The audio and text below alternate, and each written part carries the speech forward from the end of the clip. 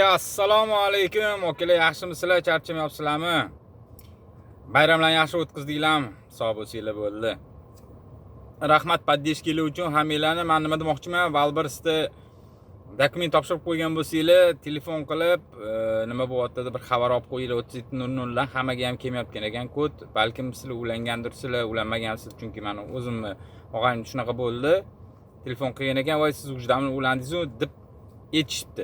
O'shanga tersa deb telefon qilib, nima bo'lyapti o'zi deb xabar olib qo'ysanglar, undan ham zo'rroq bo'ladi. Xudo xolisa.